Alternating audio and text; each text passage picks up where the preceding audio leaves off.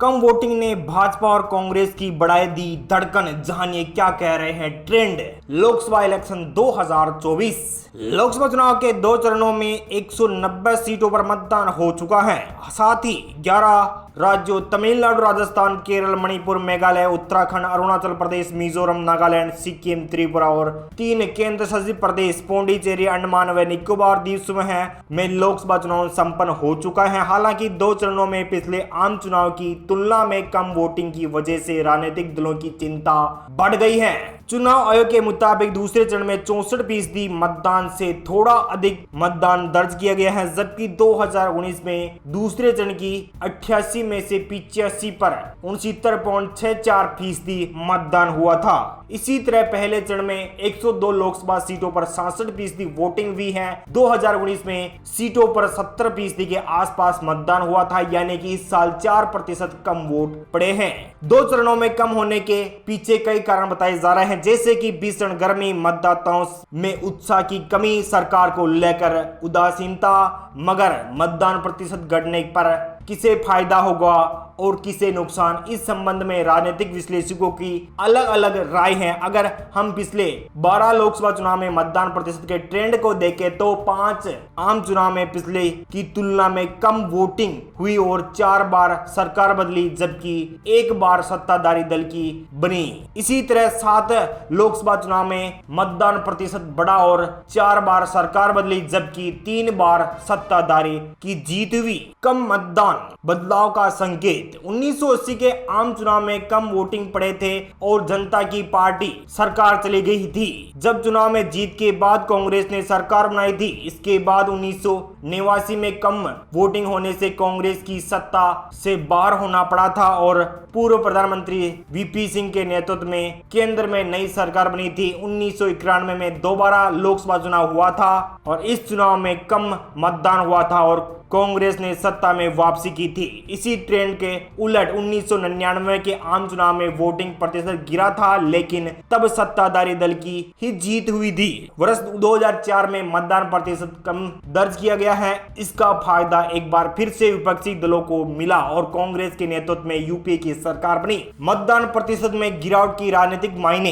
राजनीतिक विश्लेषकों का मानना है कि मतदान प्रतिशत में गिरावट अच्छी बात नहीं है। ये चुनाव को लेकर मतदाताओं में उदासीनता की ओर इशारा करता है। 2019 के लोकसभा चुनाव की तुलना में इस बार उदासीनता साफ दिखाई दे रही है। हालांकि इसके फायदे और नुकसान के हिसाब नहीं लगाए जा सकते हैं, क्योंकि कई बार मतदान प्रतिशत गिरने के बावजूद भी सत्ताधारी दल की जीत हुई, वहीं कई बार सरकार भी चली गई। दोस्तों, शुरुआत करते हैं देश के प्रधानमंत्री नरेंद्र मोदी के गृह राज्य से। प्रधानमंत्री नरेंद्र मोदी के गृह राज्य में 26 लोकसभा सीट आती है। 26 लोकसभा सीट यानी गुजरात में 26 में से 25 से 26 सीट के बीच प्रधानमंत्री नरेंद्र मोदी यानी कि भारतीय जनता पार्टी के खाते में जा सकती है। महागठबंधन को यहाँ पर 0 से 1 सीट पर संतुष्ट होना पड़ेगा। अन्य पार्टी को यहाँ पर 0-0 सीट का सामना करना पड़ सकता है। जी हाँ दोस्तों, पहाड़ी राज्य उत्तराखंड की 5 लोकसभा सीट आती है। 5 लोकसभा सीट में से यहाँ पर 4 से 5 लोकसभा सीट पर एनडीए यानी कि बीजेपी गठबंधन को यहाँ पर बढ़त मिल सकती है। महागठबंधन के खाते में यहाँ पर 0 से 1 सीट है और अन्य पार्टी को यहाँ पर 0-0 सीट का सामना करना पड़ सकता है। चलिए दोस्तों, यहाँ बात कर लेते हैं झारखंड की। झारखंड राज्य में 14 लोकसभा सीट आती है और 14 लोकसभा सीट में से यहाँ पर भारतीय जनता पार्टी यानी कि बीजेपी को 10 से 11 सीट पर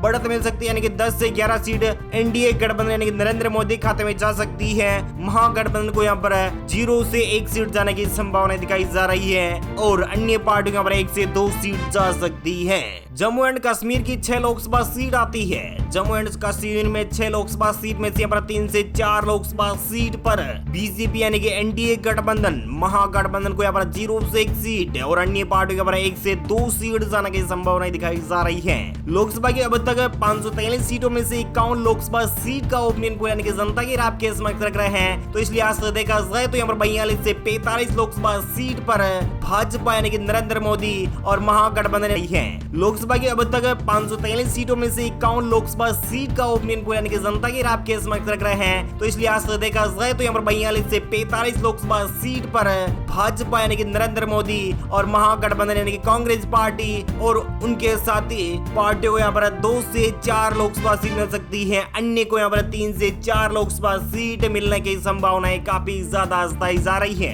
हिमाचल प्रदेश की 4 लोकसभा सीट आती है। 4 लोकसभा सीट में से यहाँ पर भारतीय जनता पार्टी की बीजेपी को 3 से 4 लोकसभा सीट पर जीत हासिल हो सकती है। महागठबंधन का में 0 से 1 सीट और अन्य पार्टी का 0-0 सीट का सामना करना पड़ेगा। और दोस्तों यहाँ बात कर लेते हैं दादरा एंड नागर हवेली की, केंद्र शासित राज्य की। यहाँ पर दादरा एंड नागर हवेली की 1 लोकसभा सीट और 1 लोकसभा सीट पर 0 से 1 सीट पर बीजेपी महागठबंधन को भी यहाँ पर 0 से 1 सीट। महाराष्ट्र राज्य की, जी हाँ दोस्तों, महाराष्ट्र की 48 लोकसभा सीट आती है और यहाँ पर बीजेपी यानी कि एनडीए गठबंधन को 33 से 37 सीटें, महागठबंधन को यहाँ पर 3 से 4 सीटें, अन्य पार्टी को यहाँ पर 6 से 8 लोकसभा सीट जाने की संभावनाएं दिखाई जा रही है। लोकसभा की 543 लोकसभा सीट में से 104 लोकसभा सीट का ओपिनियन पोल यानी कि जनता की राय के समक्ष रख रहे हैं। तो यहाँ पर भाजपा के खाते में 80 से 86, महागठबंधन के खाते में 6 से 7 सीटें और अन्य पार्टी के 11 से 12 लोकसभा सीट आ सकती है। सिक्किम की 1 लोकसभा सीट और 1 लोकसभा सीट पर 0 से 1 सीट पर बीजेपी, 0 से 1 सीट पर ही महागठबंधन, अन्य पार्टी के 0-0 सीट का सामना करना पड़ेगा। ओडिशा राज्य की 21 लोकसभा सीट है। 21 में से यहाँ पर 9 से 10 सीट पर बीजेपी, महागठबंधन को यहाँ पर 0 से 1 सीट, अन्य पार्टी के 9 से 11 लोकसभा सीट मिलने की संभावनाएं दिखाई जा रही है। दमन और दीव की, जी हाँ दोस्तों, केंद्र शासित प्रदेश दमन और दीव की 1 लोकसभा सीट और 1 लोकसभा सीट पर यहाँ पर 0 से 1 सीट पर बीजेपी, महागठबंधन को यहाँ पर 0 से 1 सीट मिल सकती है और अन्य पार्टी को यहाँ पर 0-0 सीट का सामना करना पड़ेगा। चंडीगढ़ की 1 लोकसभा सीट और 1 लोकसभा सीट पर 0 से 1 सीट पर बीजेपी, एनडीए गठबंधन, 0 से 1 सीट पर ही महागठबंधन। मणिपुर राज्य की 2 लोकसभा सीट है। 2 में से यहाँ पर 1 पर बीजेपी को 1 से 2 सीट, महागठबंधन को यहाँ पर 0 से 1 सीट और अन्य पार्टी का 0-0 सीट का सामना करना पड़ेगा। लक्षद्वीप की, जी हाँ दोस्तों, लक्षद्वीप की 1 लोकसभा सीट है। 1 लोकसभा सीट पर 0 से 1 सीट पर बीजेपी और महागठबंधन को भी यहाँ पर 0 से 1 सीट। लोकसभा की 543 सीटों में से 131 लोकसभा सीट का ओपिनियन पोल यानी कि जनता की राय के समक्ष रख रहे हैं। तो यहाँ पर चिन्ह में यानी कि 96 से 100 के बीच एनडीए गठबंधन यानी कि भाजपा को मिल सकता है, महागठबंधन को यहाँ पर 10 से 12 लोकसभा सीट, अन्य पार्टी के पर 20 से 22 लोकसभा सीट जाने की संभावनाएं काफी ज्यादा जताई जा रही है। आंध्र प्रदेश की 25 लोकसभा सीट है। 25 में से यहाँ पर 9 से 10 लोकसभा सीट पर बीजेपी यानी कि एनडीए गठबंधन, महागठबंधन को यहाँ पर 0 से 1 सीट और अन्य पार्टी के पर 14 से 15 लोकसभा सीट मिलने की संभावनाएं दिखाई जा रही है, यानी कि वाईएसआर कांग्रेस और टीडीपी को यहाँ पर मिल सकती है। गोवा राज्य की 2 लोकसभा सीट है। 2 में से यहाँ पर 1 से 2 लोकसभा सीट पर बीजेपी, महागठबंधन को यहाँ पर 0 से 1 सीट और अन्य पार्टी के पर 0-0 सीट का सामना करना पड़ेगा। जी हाँ दोस्तों, दिल्ली की राजधानी दिल्ली की 7 लोकसभा सीट है। 7 में से 6 से 7 लोकसभा सीट पर एनडीए यानी कि भारतीय जनता पार्टी यानी कि नरेंद्र मोदी और 0-0 सीट पर महागठबंधन, आम आदमी पार्टी के संयोजन अरविंद केजरीवाल को 0 से 1 सीट पर संतुष्ट होना पड़ेगा। त्रिपुरा की, जी हाँ दोस्तों, त्रिपुरा में 2 लोकसभा सीट है। 2 में से 1 से 2 लोकसभा सीट पर बीजेपी, महागठबंधन को यहाँ पर 0 से 1 सीट, अन्य पार्टी का 0-0 सीट का सामना करना पड़ेगा।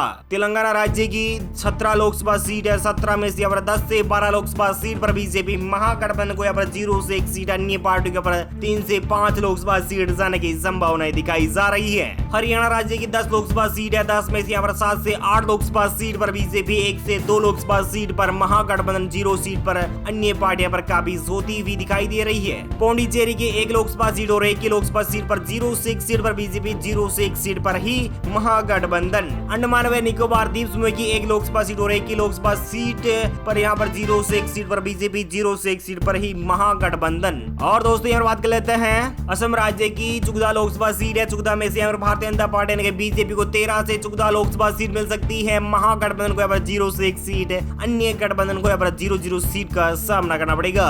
केरल की 20 लोकसभा सीट है। 20 में से यहाँ पर 0 से 1 सीट पर बीजेपी यहाँ पर सिमट सकती है, महागठबंधन को यहाँ पर 6 से 8 सीटें, अन्य पार्टी यहाँ पर 10 से 11 लोकसभा सीट मिलने की संभावनाएं दिखाई जा रही है। मध्य प्रदेश की, जी हाँ दोस्तों, देश के दिल कहे जाने वाले मध्य प्रदेश की 29 लोकसभा सीट है। 29 में से यहाँ पर बीजेपी का 25 से 27 सीटें, महागठबंधन को यहाँ पर 2 से 3 लोकसभा सीटें, अन्य पार्टी का 0-0 सीट का सामना करना पड़ेगा।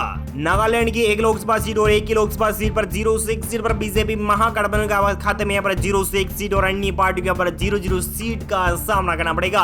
पंजाब राज्य की 13 लोकसभा सीट है, 13 में से यहाँ पर बीजेपी खाते में 1 से 3 सीटें, महागठबंधन खाते में 1 से 2 सीट आम आदमी पार्टी के संयोजन और अकाली दल को यहाँ पर 8 से 9 सीट मिल सकती है।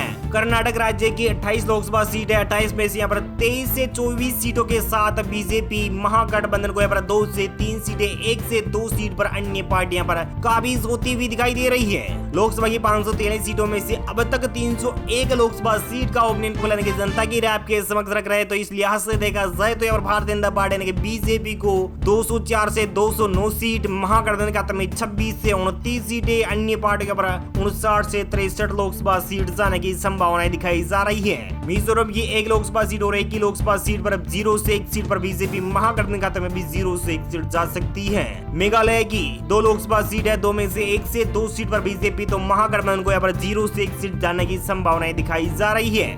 और दोस्तों यहाँ बात कर लेते हैं अरुणाचल प्रदेश की 2 लोकसभा सीट है, 2 में से 1 से 2 सीट पर बीजेपी, 0 से 1 सीट पर महागठबंधन यानी कि कांग्रेस पार्टी यानी कि यूपीए गठबंधन को मिल सकती है। छत्तीसगढ़ राज्य की 11 लोकसभा सीट है, 11 में से 9 से 10 लोकसभा सीट पर बीजेपी, महागठबंधन खाते में 0 से 1 सीट, अन्य पार्टियों पर 0-0 सीट का सामना करना पड़ेगा। जी हाँ दोस्तों, देश के सबसे ज्यादा सीटों वाले राज्य को यहाँ पर यूपी उत्तर प्रदेश की 80 लोकसभा सीट है, 80 में से बीजेपी खाते में 65 से 70, महागठबंधन खाते में 0 से 1 सीट, अन्य पार्टी खाते में 9 से 10 लोकसभा सीट जाने की संभावनाएं दिखाई जा रही है। बिहार राज्य की जी दोस्तों, बिहार राज्य में 40 लोकसभा सीट है, 40 में से बीजेपी खाते में 22 से 25 सीटें, महागठबंधन खाते में 13 से 15 सीटें, अन्य पार्टी के 0-0 सीट। जी हाँ दोस्तों, लोकसभा की 513 सीटों में से अब तक 437 लोकसभा सीट का ओपिनियन पोल यानी कि जनता की राय आपके समक्ष रख रहे हैं, तो यहाँ पर बीजेपी खाते में यानी कि भाजपा खाते में 305 से 317 लोकसभा सीट जा सकती है, महागठबंधन को यहाँ पर 45 से 47